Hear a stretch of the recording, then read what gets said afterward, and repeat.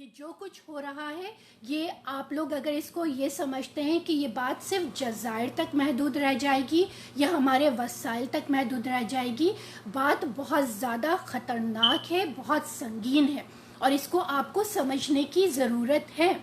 اگر آپ اس کو سمجھنے کے لیے تیار نہیں ہوں گے تو بالکل مراد بھائی، اگر لوگ اس بات کو نہیں سمجھیں گے، اس بات کو سمجھنے کے لیے تیار نہیں ہوں گے، سمجھیں گے کہ میں بیٹھ کے یہاں پہ صرف کہانیاں سنا رہی ہوں، مگر ایسا نہیں ہے۔ یہ بہت بڑا خطرہ ہے، بہت سنگین صورتحال ہو چکی ہے، صورتحال ہمارے ہاتھ سے نکل چکی ہے۔ آپ کو ہوش کرنا ہوگا، آپ کو سمجھنا ہوگا کہ بار بار جب ہم سب مل کر بار بار کبھی میں آتی ہوں، کبھی میر سلیم بھائی آتے ہیں، کبھی صفدر سرکی بھائی آتے ہیں، کبھی ویئر الطافظ کا پروگرام ہوتا ہے، کبھی شفیع برفت بھائی بات کرتے ہیں، اور بانیوں قائد تحریک قائد سندھ جناب الطاف حسین بھائی تو مستقل آپ لوگوں کو وارن کر رہے ہیں کہ بھائیوں جاگو، سمجھو، خطرے کو محسوس کرو، تمہاری عزتیں نیلام کر دی گئی ہیں، آپ کی عزت اب آپ کی نہیں رہی ہے۔ آپ کل تک یہ سوچتے تھے کہ بیرک سے بوٹ والے آ کے ماں بہنوں کی بے حرمتی کریں گے، وہ وقت گزر چکا۔ اب چائنیز آ کے آپ کے گھروں سے چھانٹ کے اپنی پسند سے، اپنی مرضی سے آپ کی آنکھوں کے سامنے آپ کی بہن، بیٹیاں، بچیاں لے کر جانے والے ہیں۔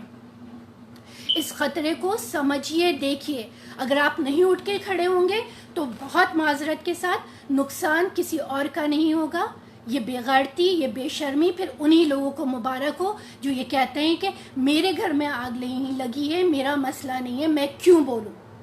مت بولو، بالکل مت بولو، بے غیرت بن جاؤ، بے شرم بن جاؤ۔ چائنیز کا بھی انتظار مت کرو کہ تمہارے گھر پہ آ کے تمہارے دروازے توڑ کے تمہارے گھر سے تمہاری بہن بیٹیوں کو لے کے جائیں گے۔ اب بلوچستان میں آپ دیکھ رہے ہیں کہ کیا ہو رہا ہے، سیکس کیمپ بنائے ہوئے ہیں، کس طرح سے بہن بیٹیوں کی بے حرمتی کی جا رہی ہے۔ KPK میں آپ دیکھیں، ایبٹ آباد میں زلزلہ آیا تھا، کہاں گئی وہ ساری بچیاں؟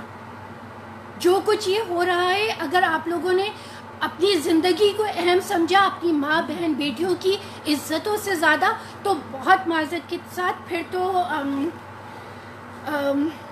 سب کچھ بیکار ہے، پھر تو سب کچھ بیکار ہے، سب بالکل بیکار ہے بات کرنا اس حوالے سے۔ لیکن پھر بھی ہم بات کریں گے، بار بار بات کریں گے، آپ کو احساس دلائیں گے۔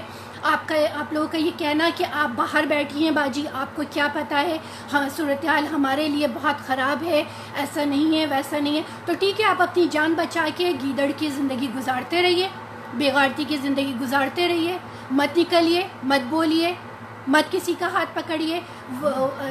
کراچی پریس کلب کے اوپر جو مائیں بہنیں، ہماری سندھی بہنیں، ہمارے سندھی بھائی، ہمارے بلوچ بھائی، ہماری بلوچ بہنیں بیٹھی ہوئی ہیں، ان کو اکیلے چھوڑ دیجئے۔ آج ان کے بچے، ان کے باپ، ان کے شوہر، ان کے گھر کے ان کے پیارے مسنگ ہیں، کل آپ کے بھی جتنے مسنگ ہیں، آپ ان کے لیے نہیں بولیے، آنے والے بھی پھر اسی طرح سے لاپتہ ہوتے رہیں گے۔ وہ کس کے کباب بنیں گے، کس کے ٹکا بنے گا، کس کی چاپیں بنیں گی، آپ فکر مت کیجیے، آپ مت بولیے۔ مجھے کسی نے کراچی پریس کلب کا، کراچی بزنس اس میں سے ایک ہے، آئی تھنک قاسم سراج تیلی، جو بزنس کمیونٹی کا، اس کا کامرس چیمبر وغیرہ کا صدر ہے یا کیا ہے، سم تھنگ وہ ہے۔ اس کے میں نے 20-22 منٹ کا ایک آڈیو میں نے سنا، جس میں وہ کہہ رہا ہے کہ ہم لعنت بھیجتے ہیں اور ہم اپنا تمام سرمایہ یہاں سے، تمام بزنس مین نے سنڈے برنچ میں ہم نے یہ ڈیسائیڈ کیا ہے کہ ہم اپنا تمام سرمایہ یہاں سے نکال کے اور پاکستان سے ہم نکل جائیں گے، اور جو ہے تم الطاف حسین کی حمایت کرو، تم اس کی حمایت کرو، تم اس کی حمایت کرو، نواز شریف کو واپس لے آؤ، فلاں کو واپس لے آؤ، اور تم لوگوں کو کوئی فرق نہیں پڑتا، یہ سارے غدار ہیں، یہ سارے یہ ہیں وہ ہیں، تمہیں جو ہے کوئی پرواہ نہیں ہے، ہم تو سرمایہ لے کے تمام بزنس مین یہاں سے جانے والے ہیں۔ یہ اتنا بے غیرت شخص ہے، اس نے سارا پیسہ سندھ سے کمایا، اس کو سندھ نے زمین دی، جگہ دی، فیکٹریاں لگانے کے لیے، کاروبار کرنے کے لیے، اس نے کروڑوں اربوں خربوں کمائے سندھ سے۔ آج سندھ کو ضرورت ہے اپنے بزنس مین طبقے کی کہ وہ آئے اور آ کے ہماری مدد کرے. یہ وہ بزنس مین بے غیرت طبقہ ہے کہ عمران خان 1 گھنٹے کے لیے آتا ہے تو اس کو شوکت خانم کے نام پہ کروڑوں روپے 2 گھنٹے کے اندر کر کے، گھنٹے بھر کے اندر کر کے دے دیتے ہیں. لیکن سندھ ڈوبتا رہا، سندھ پیاس سے مرتا رہا. کراچی بھی پیاسا ہے، تھر بھی پیاسا ہے. کراچی بھی ڈوبا ہے سیلاب میں، بدین بھی ڈوبا ہے سیلاب میں. تعلیم کراچی میں بھی نہیں ہے، تعلیم لاڑکانہ میں بھی نہیں ہے.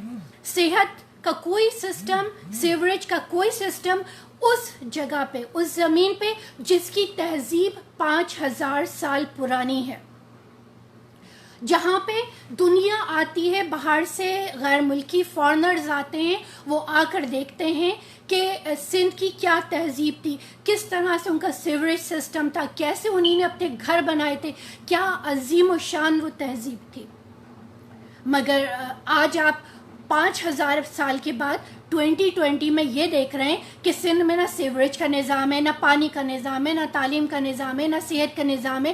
سندھ صرف ایک غلام کی طرح سے ریونیو کما کما کے ان بے غیرتوں کو دے رہا ہے، ان کے پیٹ بھر رہا ہے، اور سندھ خود بھوکا مر رہا ہے، پیاسا مر رہا ہے. ایڈس سندھ کے اندر ہے، ہیپاٹائٹس سندھ کے اندر ہے. کتے کے کاٹنے سے جو لوگوں کی، بچوں کی ہلاکتیں ہو رہی ہیں وہ سندھ میں ہو رہی ہیں. ڈیلیوری میں بچے پیدا ہوتے ہیں، نہ بچہ بچتا ہے نہ ماں بچتی ہے.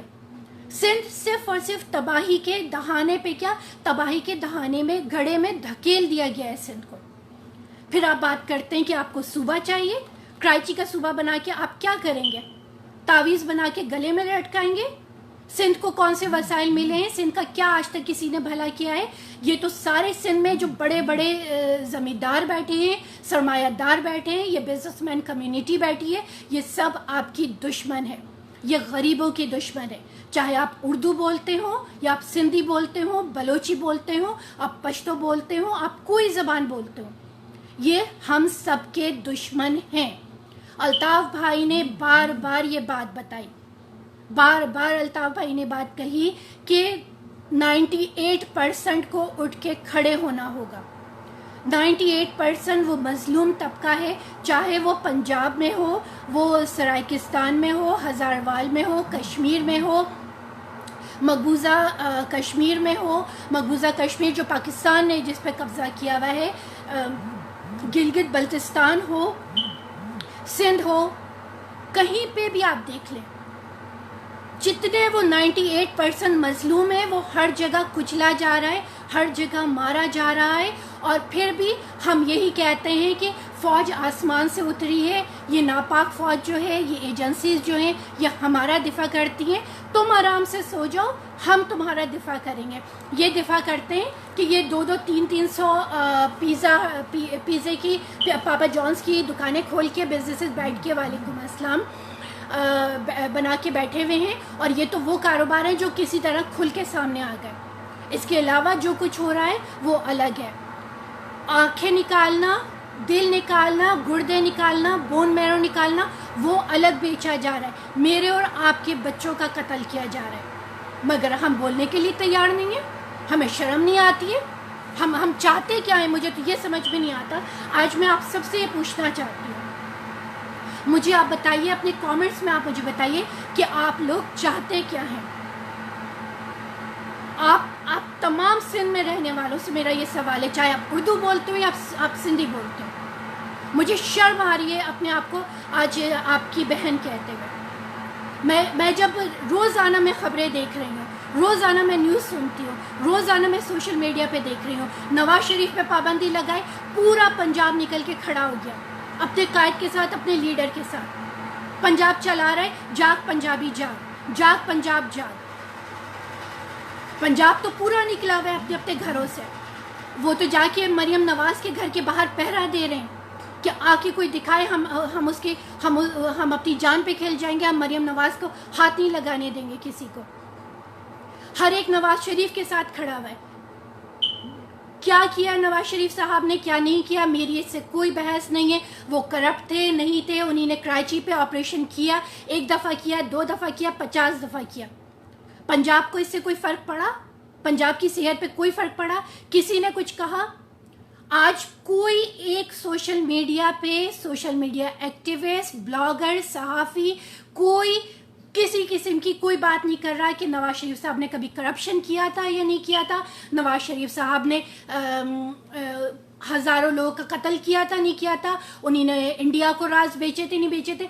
ये मेरा मसला ही नहीं है, किए थे नहीं किए थे, मुझे उसकी परवाह ही नहीं, मैं उस बारे में बात ही नहीं करना चाहती। मुझे सिर्फ इतना बताएं कि अल्ताफ़ हुसैन ने क्या किया आपके साथ।